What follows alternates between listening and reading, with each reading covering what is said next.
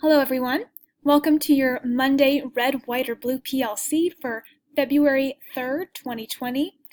Instead of our usual meeting time, we'd like you to do some work on your own or with a partner or with your job alike. It's completely up to you whether you would like to do this solo or collaboratively. However, we're going to continue to focus on our objective of calibrating with our active participation and meaningful work rubrics by thinking about classroom practice in 3 forms. If you think back to last week when we watched our first example video, we took notes observing 3 things in that teacher's classroom: the classroom environment, student learning, and teacher behavior. We're going to continue to focus on those 3 things during this time. However, we'd like to encourage you to reflect on what those 3 things look like in a lesson in your classroom. This can focus on any lesson in your recent memory, or maybe a particularly favorite lesson that you've repeatedly taught in the past. It's completely up to you. In fact, for my example today, I'm only focusing on part of a lesson.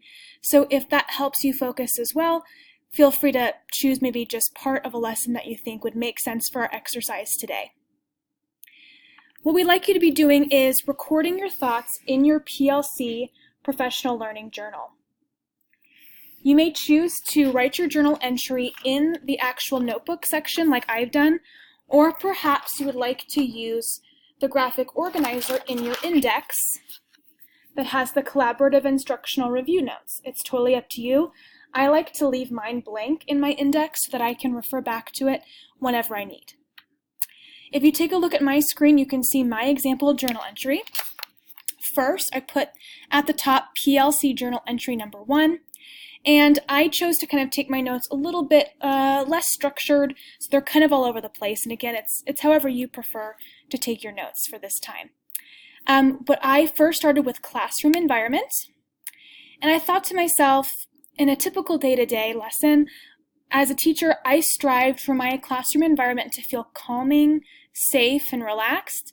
I loved having lively conversation in my room, but I wanted it mixed with quiet reflection. So maybe you're like me and you liked maybe a more laid-back environment, or maybe you want kids talking and laughing and lots of movement and lots of different lively behavior. Or maybe you're somewhere in between.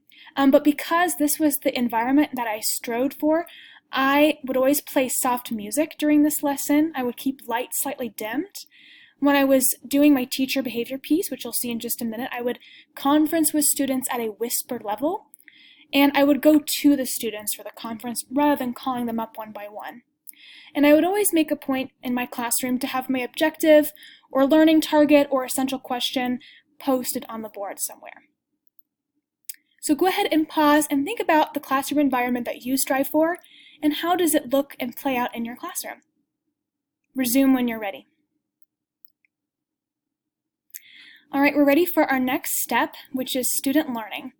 And so the part of the lesson I chose to focus on for my journal entry was during silent reading time in my classroom.